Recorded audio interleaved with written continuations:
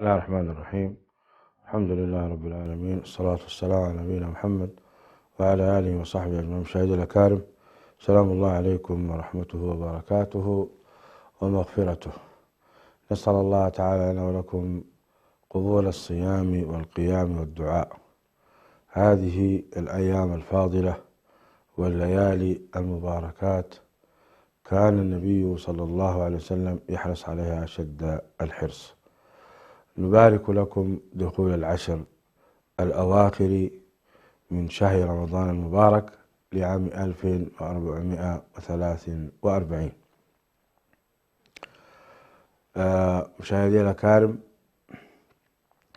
هذه العشر غاية في الأهمية، ولذلك سنتحدث عنها تذكيرا لأنفسنا ولإخواننا، وحرصا منا على الاستفادة من دقائق وثواني هذه الأيام، بالذات الليالي هذه الأيام، لما ورد فيها من فضل كبير.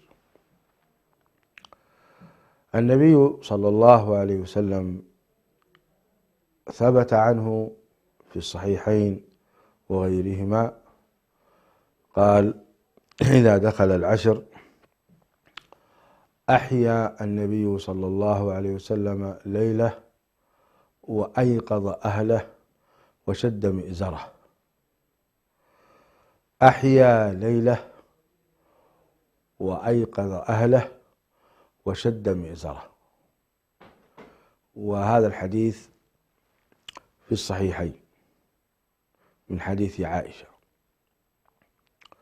ومعنى أحيا ليلة أي أنه صلى الله عليه وسلم يتفرغ الليل كله يحييه في طاعة الله، وقيل يحيي معظم الليل، لأن عائشة رضي الله عنها وأرضاها تقول: ما كان رسول الله صلى الله عليه وسلم يقوم الليل كله قط، أو ما قام رسول الله صلى الله عليه وسلم الليل كله قط، لا في رمضان ولا في غيره، وما صام شهرا كله قط إلا رمضان. إذن ففي الحديث الأول أحيا ليلة يعني معظم الليل، فيكون قد ترك شيئا للسحور وترك شيئا وربما يكون قد نام نوما خفيفا يعينه على أداء العبادة صلى الله عليه وسلم، ولكن كان معظم الليل يحييه في طاعة الله.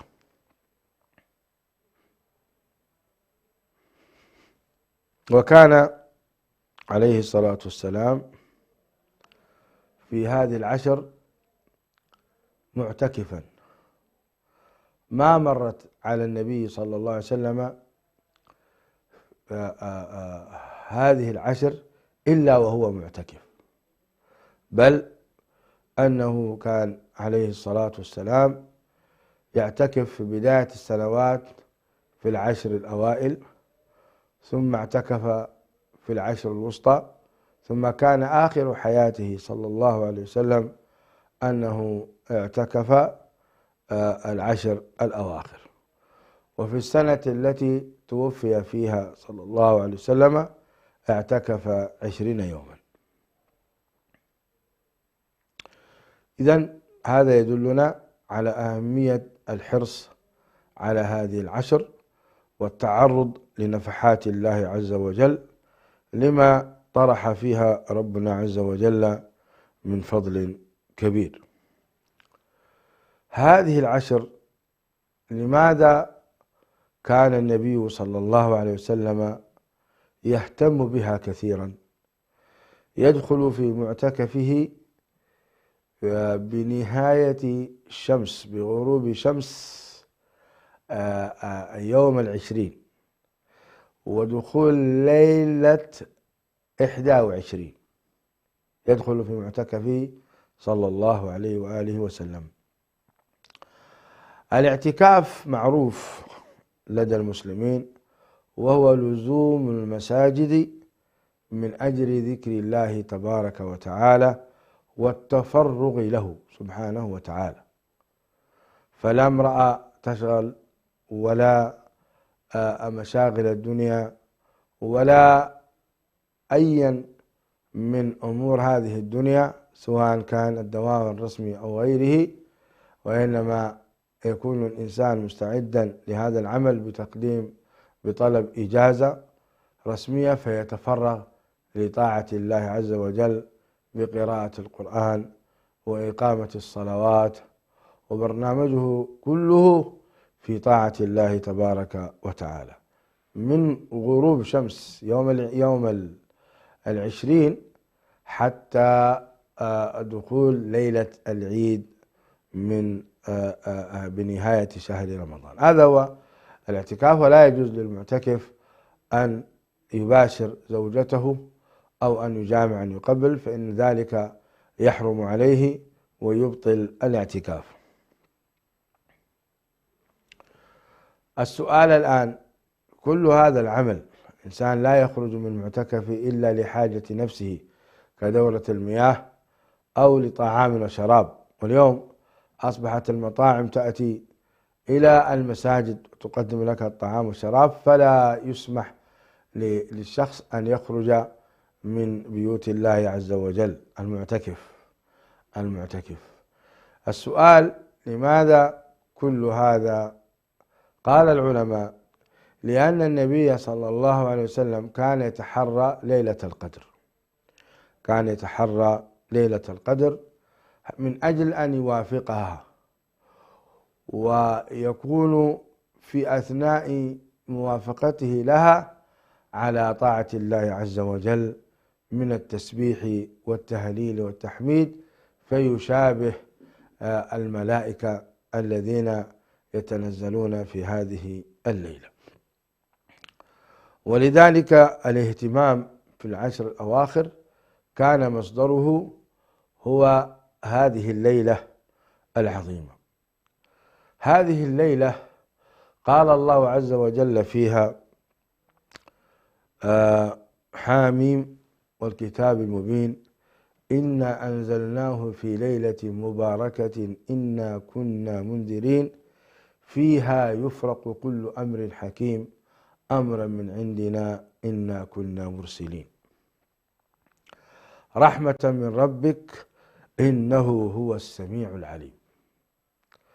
لاحظوا مشاهدي الأكارم وتأملوا من باب التذكير لا من باب التعليم، فأنتم تعلمون قدر هذه الليلة، ولكن الذكرى تنفع المؤمنين. قال سبحانه: إنا أنزلناه في ليلة مباركة، فسمى ليلة القدر ليلة مباركة لكثير ما يحصل فيها من الخير العظيم. هذا ربنا الذي خلق السماوات السبع والأراضين وخلق كل شيء، هو الذي يقول عن هذه الليلة أنها ليلة مباركة. إذن هذه الفائدة الأولى. إنا كنا منذرين فيها يفرق كل أمر حكيم. في هذه الليلة يقضي الله عز وجل ما يكون لسنة كاملة من الأقدار التي يقدرها سبحانه وتعالى طوال السنة من الآجال والأرزاق والحوادث، شرها وخيرها. هي أشبه ما تكون الخطة الاستراتيجية لسنة كاملة، خطة الاستراتيجية لسنة كاملة. فبالتالي في هذه الليلة تتنزل الملائكة. إذن فيها يفرق كل أمر حكيم، والله عز وجل كل أوامره حكيمة، وكلها ذات حكمة وذات نفع لعباده سبحانه وتعالى. أمرا من عندنا إنا كنا مرسلين رحمة من ربك. إنه هو السميع العليم. وهذه الفائدة الثانية أو الثالثة، أن ليلة القدر فيها رحمة من الله عز وجل، فيها رحمة. هذه الرحمة يسمعها الله عز وجل، أو هذه رحمة تعين على عباد الله عز وجل من أجل أن يتعرضوا لنفحات الله سبحانه وتعالى من قراءة القرآن ومن الذكر والتسبيح والدعاء.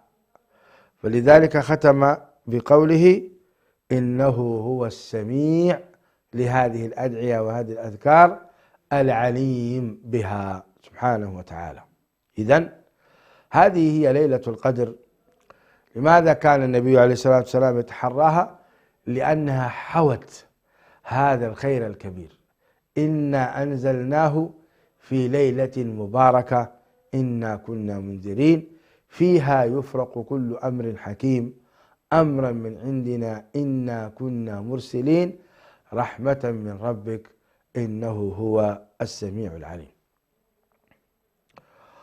وفي سورة مستقلة قال الله عز وجل فيها إنا أنزلناه في ليلة القدر، أي القرآن الكريم.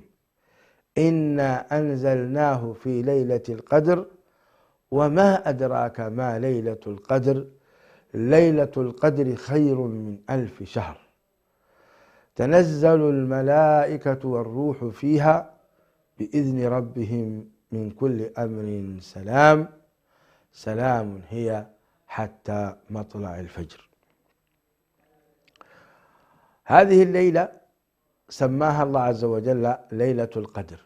لماذا؟ قال العلماء لثلاثة أسباب أو ل3 معاني.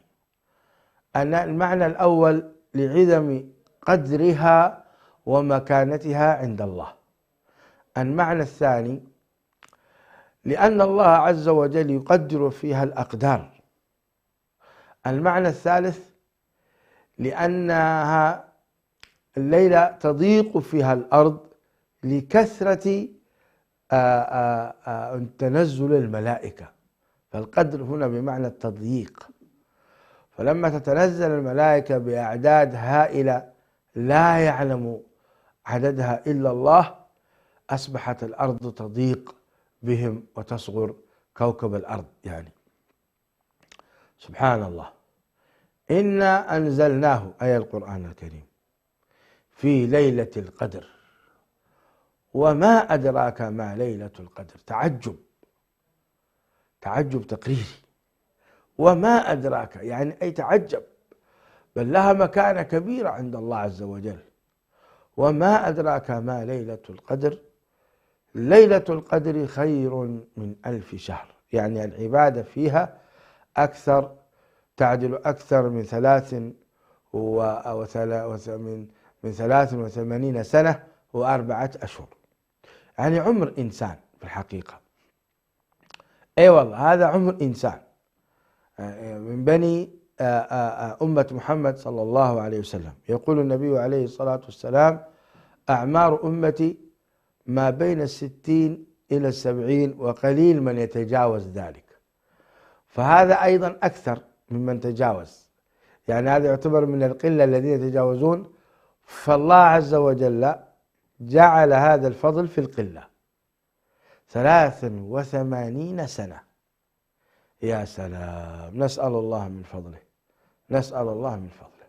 فإذا أنت أخي المبارك لو تعرضت لنفحات الله عز وجل في هذه الليلة مثلا 10 أعوام، فأنت كأنك عبدت الله 830 سنة. وإذا كانت 20 فكأنك عبدت الله أكثر من 1600 سنة. إذا كانت 30 فكأنك أنت عبدت الله أكثر من 2400 سنة. أي فضل هذا، أي خير هذا والله. يعني حينما يتقبل الله منك هذا العمل وتقبل على الله عز وجل بهذا الفضل الكبير، فإنه والله الفوز العظيم. لذلك تحراها رسول الله صلى الله عليه وسلم وهو قدوتنا في العبادة، فكان يتفرغ للعبادة صلى الله عليه وسلم ولذكر الله وتصفية قلبه وتنقيته من كل الشوائب. يا سلام يا سلام.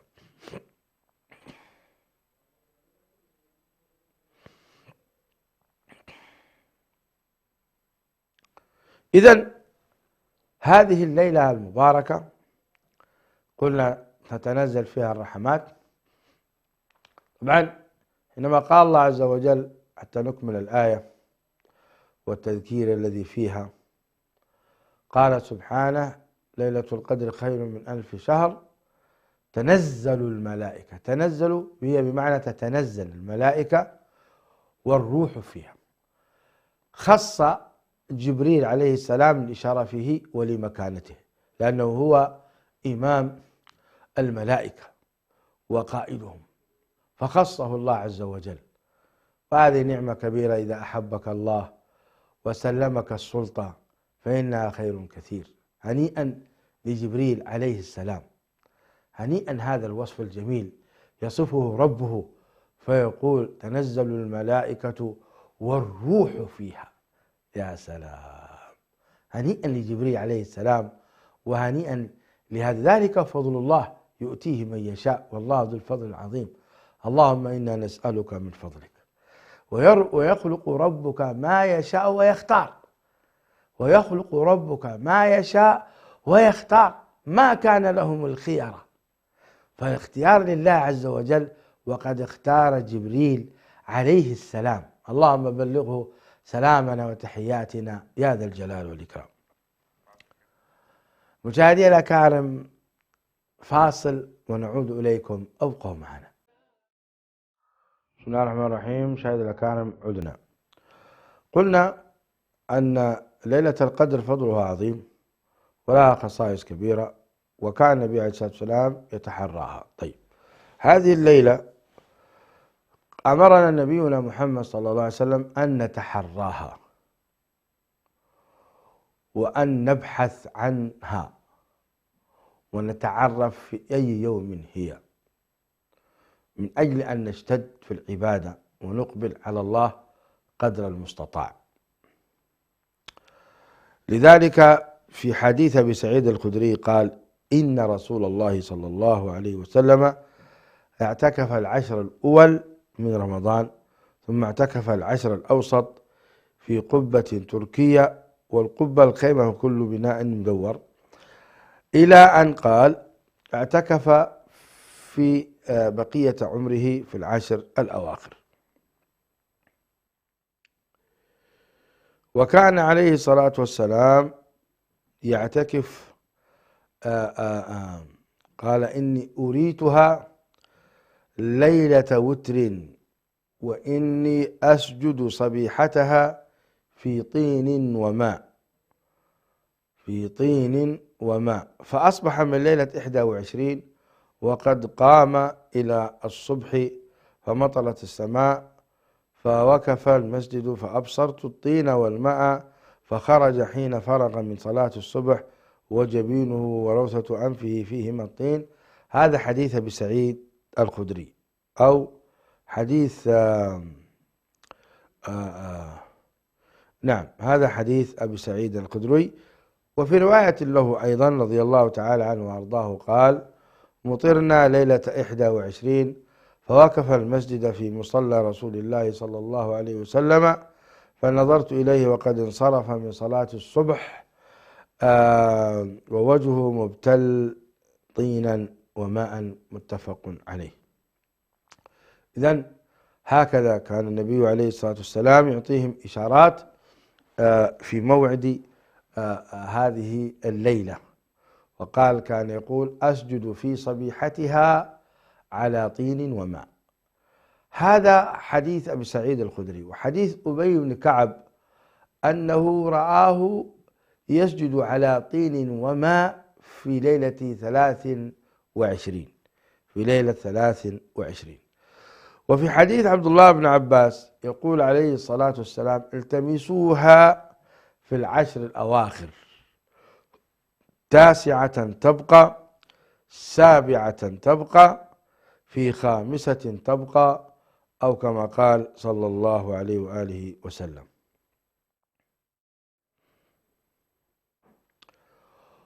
وفي حديث آخر عن سعيد أيضا، أو في حديث عائشة وحديث عمران، أن النبي صلى الله عليه وسلم قال: تحروا ليلة القدر في العشر الأواخر من رمضان.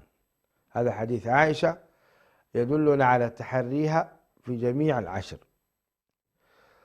وفي أوتار هذه العشر آكد لحديث عائشة أن رسول الله صلى الله عليه وسلم قال: تحروا ليلة القدر في الوتر من العشر الأواخر. رواه البخاري. في الوتر من العشر الأواخر.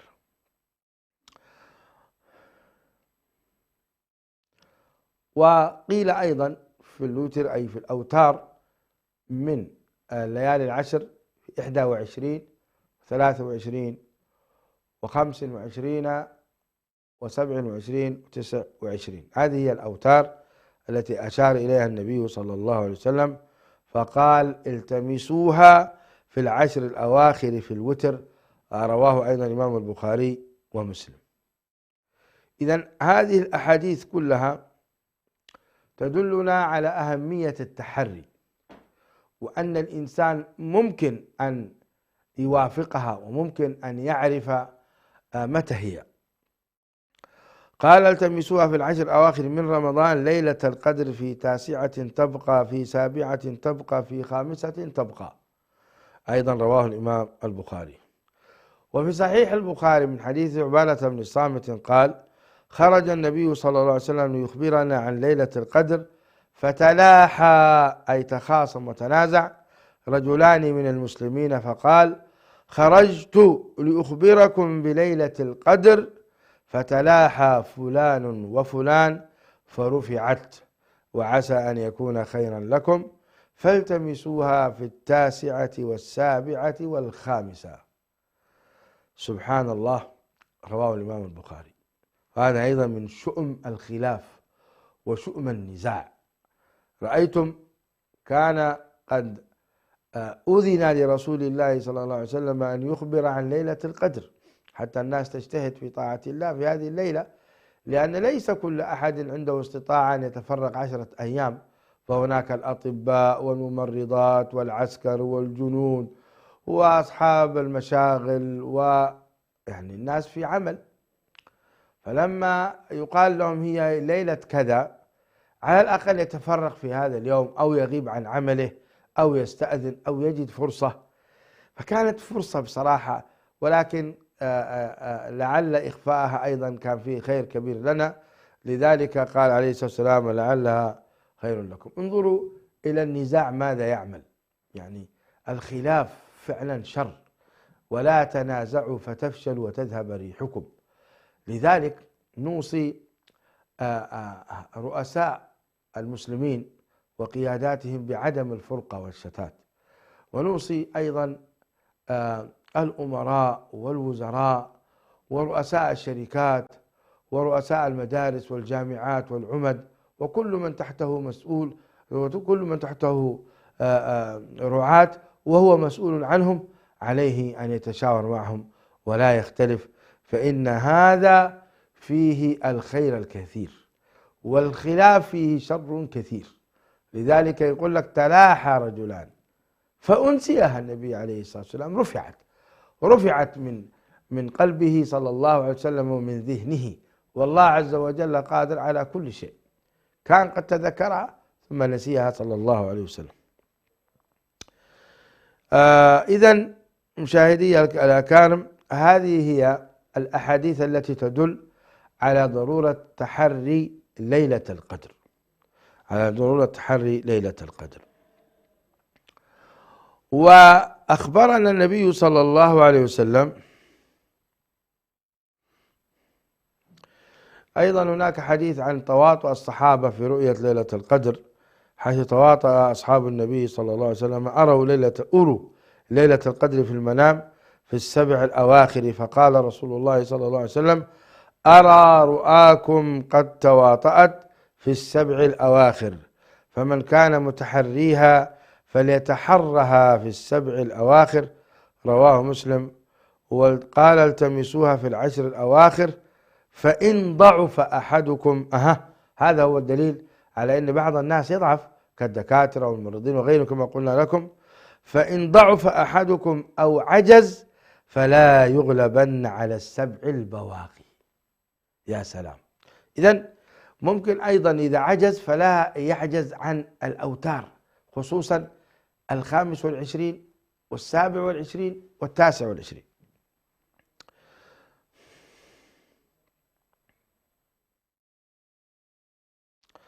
وفي ليلة 27 هي أرجى ما تكون في ليلة 27. لذلك جاء عن النبي صلى الله عليه وسلم من حديث عمر عند أحمد ومن حديث معاوية عند أبي داود أن النبي صلى الله عليه وسلم قال: ليلة القدر 27. يا سلام. حتى النبي عليه الصلاة والسلام حددها هكذا في رواية الإمام أحمد. اسمع الحديث: ليلة القدر 27. مسند أحمد وسنن أبي داود. وكونها ليلة 27 هو مذهب أكثر الصحابة وجمهور العلماء. من أبي بن كعب يقسم أنها ليلة 27 ولا يستثني. هكذا أمر النبي عليه الصلاة والسلام بتحري ليلة القدر، فهي معروفة من خلال القرائن والأدلة، ويستطيع الإنسان أن يتعرض لنفحات الله عز وجل فيها. وأيضا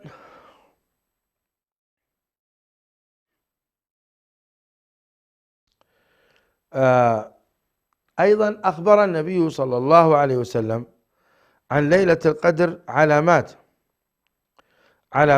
لهذه الليلة، لنتأكد متى كانت أو متى تكون. أعطانا النبي عليه الصلاة والسلام علامات، وهذه علامات يدل على أن ليلة القدر ليست غيب، ممكن الإنسان أن يتعرف عليها. هذه العلامات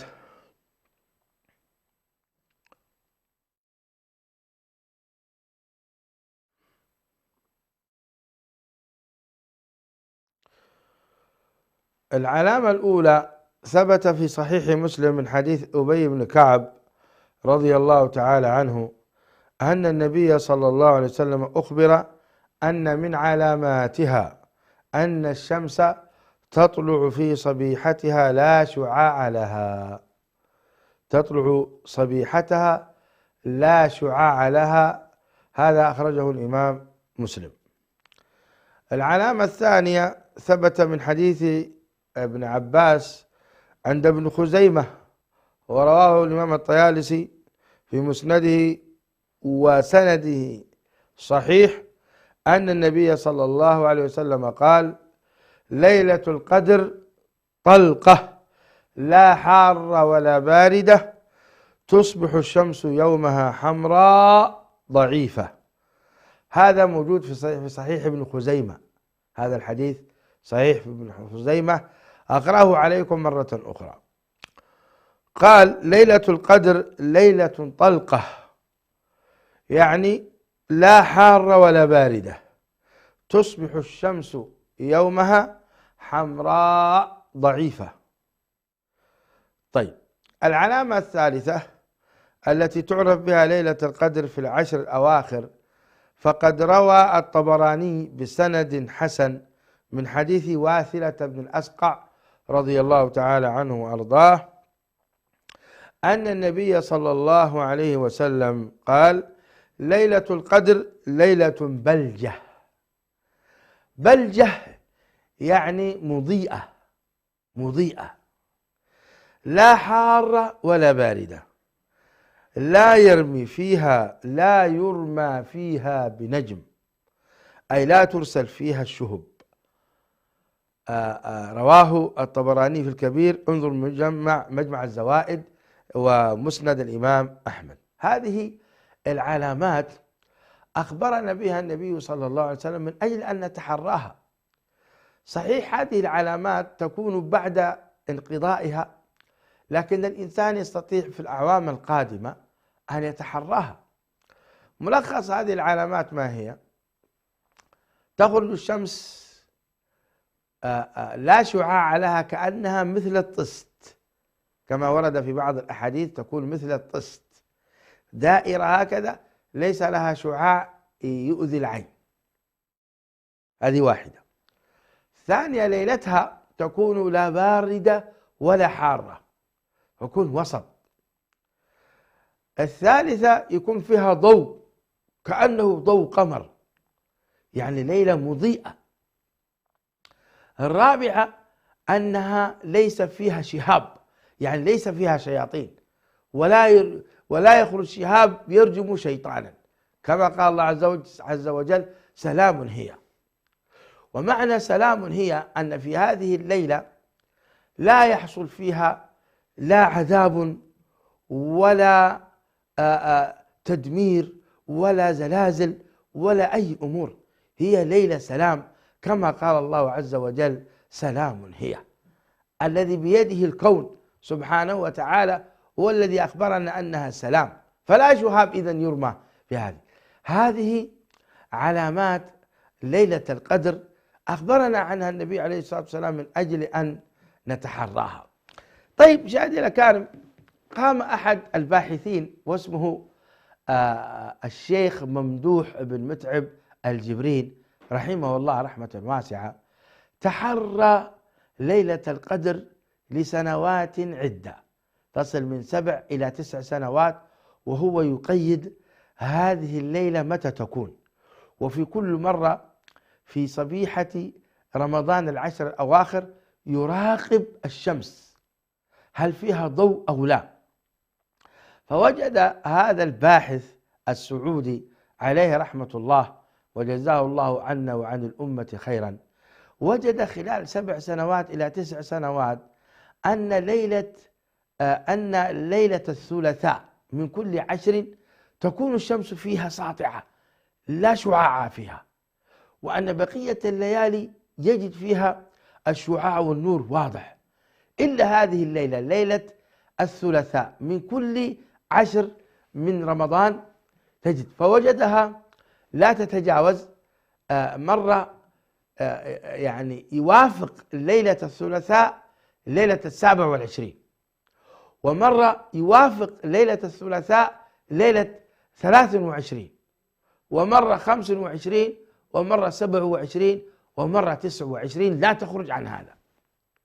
وهذا مصداق كلام رسول الله صلى الله عليه وسلم: تحروها في أوتار العشر. هذه الأوتار، فاستطاع هذا الرجل أن يعرف نظام الكون الذي قدره الله عز وجل في ليلة القدر. وهذا سبحان الله أقرب ما يكون للصواب، لأن نحن العلماء يقولون هي ليلة 27، جمهور العلماء، وبعضهم يقول لا هي ليلة 23، وبعضهم يقول لا هي ليلة 21، وبعض العلماء يقول هي تتغير تتبدل. وهذا كلام غريب وعجيب، كيف ليلة القدر تتبدل وتتغير والله عز وجل قد أنزل القرآن في ليلة معروفة، ليلة واحدة؟ هل ممكن أن يتبدل ويتغير يوم عاشوراء؟ هل ممكن يتغير ويتبدل يوم عرفة؟ لا يمكن، يعني يبقى هو هذه ليلة تبقى. لكن سبحان الله حتى الواحد يجمع بين الأقوال، هل المقصود هو بالتاريخ أنها ليلة 27 لا تتغير، أم هو المقصود بهذه الليلة أن الله عز وجل اختارها لها يوم فتكون دائما في هذا اليوم من العشر الأواخر؟ ويبدو من خلال هذا الباحث جزاه الله خيرا وتحري لها خلال هذه السنوات، ووجدت أيضا أثناء القراءة والاطلاع أن ثمة هناك أيضا آخرون قد بحثوا ووجدوا أن كلام الجبرين هذا رحمة الله عليه موافق للصواب. إذن هي الليلة الثلاثاء من كل 10 من في رمضان. اليوم الثلاثاء الذي يقع في العشر الأواخر من رمضان احرص عليه كثيرا، احرص، لأن الباحثين قد بحثوا واجتهدوا وخرجوا بهذا. نعم، بعض الفلكيين وبعض العلماء اعترضوا على هذا، وبعضهم بدع هذا الرجل، والله أنا أتعجب كيف يبدعونه، والنبي عليه الصلاة والسلام يقول تحروها، هذا ليس من التحري. ومن يقول أن ليلة القدر من الغيب؟ قد عرفها النبي عليه الصلاة والسلام ثم رفعت، وبقيت عندنا علامات أخرى ممكن أن نتعرف عليها، فكيف يقال هذا غيب؟ هذا كلام غريب. ثم كلام غريب من بعض أهل العلم أن يبدعون هذا الباحث الذي كتب وبحث ورأى وتأمل وتابع وخرج، ثم نأتي ونقول ثم يقال أنه مخالف للسنة. لماذا مخالف للسنة؟ بل السنة أن نتحراها ونتعرف متى هي، هذا هو. لذلك قال تحروها، ابحثوا عنها. ما معنى تحروها؟ ليس معناته ابحثوا عن هذه الليلة حتى نجتهد في العبادة. كيف نقول لمن تحراها وحدد يومها نقول له أنت مبتدع، وعنده أصل عظيم وهو كلام النبي عليه الصلاة والسلام تحروها. التحري معناته البحث وبذل الجهد وبذل الوسع. ألا تستحق هذه الليلة أن يقوم الفلكيون بالبحث عنها، وأن يصنعوا الأصنعة، وأن يصنعوا الأجهزة والمراصد التي تراقب حركة الشمس حتى يتأكدوا فعلا؟ لأن كلام النبوة لا يسقط في الأرض، كلام الفلكيين يسقط. الفلكيون إذا خالفوا الشريعة يسقط، أما كلام النبي عليه الصلاة والسلام هو كلام النبوة، وحي من الله عز وجل. والنجم إذا هوى ما ضل صاحبكم وما غوى إن هو إلا وحي يوحى. فلما يقول النبي عليه الصلاة والسلام ويصح عنه صلى الله عليه وسلم أن صبيحتها تكون الشمس ضعيفة، فاعلم أنها ستكون ضعيفة. ما في شك في هذا ولا ريب، يقين. كلام النبي عليه الصلاة والسلام لا ينزل الأرض أبدا، لأن الله عز وجل الذي خلق الشمس هو الذي يخبره عليه الصلاة والسلام. ربنا عز وجل هو الذي أخبر رسولنا صلى الله عليه وسلم بهذه المعلومات. فيأتي الفلكيون ويتكلمون ويقولون بأن هذا لم يثبت عندنا، ولم نرى أن الشمس ضعيفة الشعاع، وأنها إذا أصبحت شعاعها ضعيف الناس يموتون. هذا كلام في مقابل السنة النبوية، يقال لهم مردود عليكم، لا قيمة لكلامكم أمام ما نزل من أقوال النبي عليه الصلاة والسلام. إذن مشاهدي الأكارم، في هذا العام ستكون ليلة القدر والعلم عند الله ليلة 25. اجتهدوا في هذه الليلة، يعني يوم الاثنين إذا أفطرتم اجتهدوا في الدعاء والصلاة والعبادة ليلة يوم الثلاثاء من 25 من رمضان، لأن في هذا التاريخ تقع ليلة الثلاثاء، ولذلك تحرم. هذا اجتهاد وأيضا هو موافق لكلام النبي عليه الصلاة والسلام 9 تبقى، 7 تبقى، 5 تبقى، أو كما قال عليه الصلاة والسلام. فهنا قد بقيت في هذه الليلة، فهي ليلة واحدة. هذا أشبه ما يكون ويجمع بين الأقوال أن الله عز وجل أنزلها في ليلة الثلاثاء. يا سلام، هي لئن أنزلناه في ليلة القدر، هي ليلة الثلاثاء، هي ليلة واحدة لا تتبدل الليلة، لكن ربما يتبدل التاريخ يتبدل، تارة تقع ليلة الثلاثاء في 23، وتارة في 25 كما هو إن شاء الله في هذه السنة، وتارة تكون في الثالث في 27 و29. مشاهدي الأكارم، هذه العشر الأخيرة نسأل الله تعالى أن يوفقنا وإياكم لأن نتعرض لنفحات الله عز وجل، وأن يوفقنا وإياكم أن يعتق رقابنا. كان من دعاء الصالحين اللهم أعتق رقابنا. ما معنى عتق الرقبة؟ معنى أن الله عز وجل يكتب لك النجاة من النار. يا سلام، يكتب لك النجاة من النار. خلاص عندك باسبورت اللي عندك صك للنجاة من النار وباسبور لدخول الجنة. ماذا تريد بعد هذا؟ ولذلك هو فضل كبير، يعني ساعات عظيمات تقضيها ثم تخرج بهذا الفوز الكبير وتنجو، والله له الفوز العظيم. لذلك الموفق من يوفق لهذا العمل ويعينه الله عز وجل لهذا العمل المبارك الذي هو ينجيه. لماذا نقول اللهم اعتق رقابنا من النار؟ أحدهم قال: هل نحن نجزم أننا في النار؟ يقال: يا مسكين، أنت لولا رحمة الله عز وجل وفضله عليك أنت في النار. نحن لولا رحمة الله سبحانه وتعالى فإن أعمالنا لا تقوى ولا تصل أن نكون من أهل الجنان. لذلك قال عليه الصلاة والسلام: واعلموا أنه لن يدخل أحدكم عمله الجنة. قالوا: ولا أنت يا رسول الله؟ قال: ولا أنا، إلا أن يتغمدني الله برحمته، إلا أن يتغمدني الله برحمته. فبالتالي لما يقول ربنا عز وجل كل نفس ذائقة الموت فمن زحزح عن النار وأدخل الجنة فقد فاز، أنت تشعر من هذه الآية كأن الأصل هو النار، نسأل الله العافية والسلامة. لذلك الناس تتعرض لنفحات الله وتسأل الله النجاة وتسأل الله المغفرة وتسأل الله العفو والعافية، لأن حكم الله عز وجل فينا عدل، وفضله فينا فضل، ورحمته فينا فضل. لذلك مشاهدي الأكارم، مثل هذه الرحمات التي يجعلها الله عز وجل رحمة لنا يجب علينا أن نحترمها ونقدرها ونبذل قصارى جهدنا. اللهم رب السماوات السبع، ربنا ورب كل شيء، فالق الحب والنوى، منزل التوراة والإنجيل والقرآن العظيم. اللهم يا من لك الأسماء الحسنى والصفات العلى، نسألك يا ذا الجلال والإكرام أنت ترانا وترى مكان وتسمع أصواتنا. نسألك يا أرحم الراحمين بأسمائك الحسنى وباسمك الأعظم الذي سئلت به أجبت وإذا سئلت به أعنت، أن توفقنا لليلة القدر. اللهم وفقنا لليلة القدر، اللهم وفقنا لليلة القدر فنكون ممن قامها إيمانا واحتسابا. اللهم اجعلنا ممن غفرت لهم ذنوبهم وسترت عيوبهم وطهرت قلوبهم.